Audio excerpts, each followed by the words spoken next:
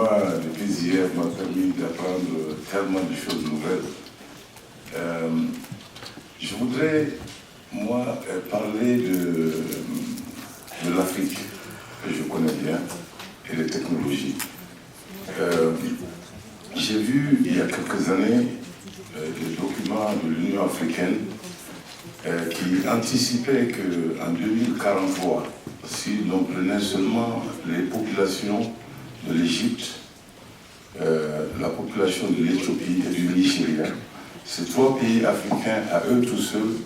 auraient plus de citoyens que les États-Unis et toute l'Europe combinée en 2043. Et au-delà de cela, en tant que président de Microsoft, au cours de mes nombreux voyages à travers l'Afrique, je me suis rendu compte que les Africains, nous avons une vision partagée de notre futur. Nous voulons une Afrique dans le futur où tous les citoyens mangeraient à leur faim, où chaque citoyen aurait accès à une éducation de qualité, accès à la santé, des soins de qualité, une Afrique où les gens respecteraient l'environnement dans lequel nous vivons, une Afrique où il fait bon vivre, une Afrique qui contribuerait aussi à toutes les grandes œuvres de l'humanité. Alors lorsque nous aurons une croissance démographique du genre dont je viens tout de suite de parler, bonjour, il sera important pour nous de trouver des méthodes pour faire en sorte que nous puissions, en faisant des économies d'échelle, donner une éducation de qualité à tous ces citoyens, accès à la santé, à des soins de qualité à tous les citoyens, gérer notre environnement correctement et en même temps donner des services aux citoyens. C'est-à-dire les gouvernements vont donner des services aux citoyens. Et lorsqu'on regarde toutes ces choses qu'il y a à faire et l'efficacité avec laquelle il faut que nous fassions tout cela, il y a un outil transversal qui est justement les technologies de l'information et de la communication qui nous permet de faire tout cela de façon très efficace et en faisant des économies d'échelle et en le faisant bien. Alors c'est pour cela, moi je pense que quand il s'agit de l'agriculture, évidemment, aujourd'hui, avec ces technologies de l'information et de la communication, nous sommes capables de superimposer des systèmes d'information géographique avec des données spécifiques, n'est-ce pas, au terrain à cultiver, pour pouvoir faire les plus grandes économies en termes d'engrais à utiliser et en termes de temps pour valoriser les terres. Et lorsqu'il s'agit de l'éducation, nous avons mis en place des universités virtuelles africaines qui permettent à des étudiants d'avoir accès aux mêmes cours que les gens sont en train de prendre à MIT ou ailleurs. Lorsqu'il s'agit des problèmes de santé, nous avons eu des connexions avec le Centre Pompidou et d'autres écoles et d'autres hôpitaux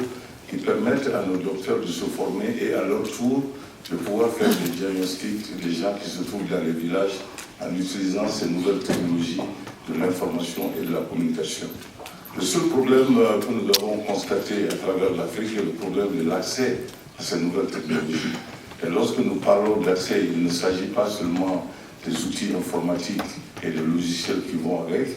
il s'agit aussi de la formation des gens pour pouvoir utiliser ces outils lorsqu'ils les ont. Il s'agit de pouvoir avoir accès à l'énergie, à l'électricité dans les zones rurales pour pouvoir brancher ces nouvelles technologies. Il s'agit également, pour la grande majorité de nos populations, de pouvoir prendre ces outils informatiques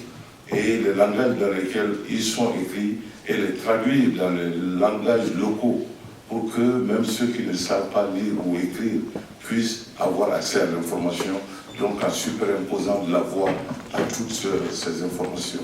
Alors c'est pour cela que moi je pense que le domaine où il va falloir faire de la croissance, et j'ai oublié un facteur encore plus important que tout cela, c'est la connectivité.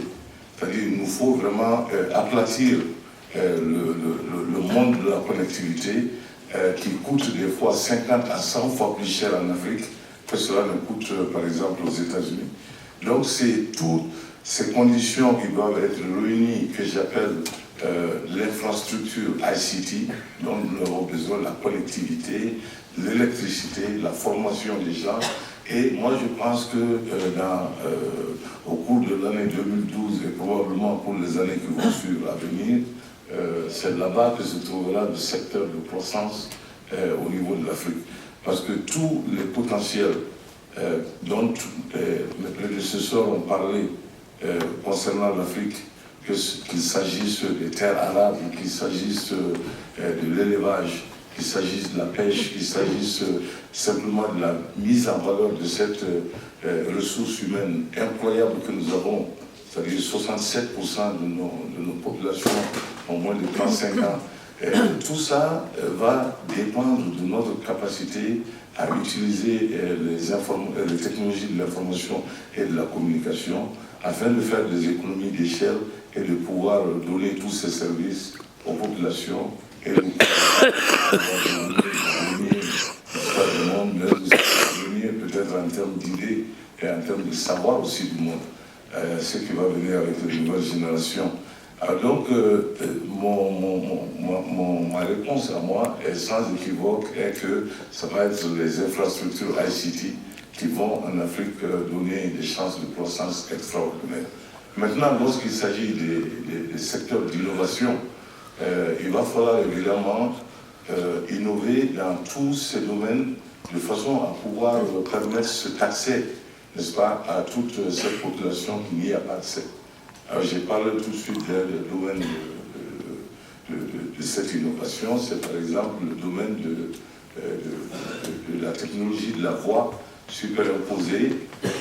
à tout ce que nous avons comme logiciel qui serait traduit, n'est-ce pas, dans les langages locaux, permettant à la grande majorité de la population qui ne sait ni lire ni écrire d'avoir quand même accès à l'information et ce faisant de pouvoir atteindre son potentiel plein. Donc, ce sont ces deux réponses que j'ai. Donc, l'innovation va se trouver au niveau de tout ce qu'il faut faire pour donner accès au plus grand nombre de gens en Afrique, des gens qui n'ont pas... D'ailleurs, c'est global sur ce plan. Nous avons la base de la pyramide qui est immense à travers l'Afrique, l'Asie et tout ça, qui n'ont pas encore accès à cette technologie. Donc, il nous faut innover afin de permettre à cette base d'avoir accès. Et en même temps, du point de vue de la croissance, cela va se passer au niveau des infrastructures. Je vous remercie.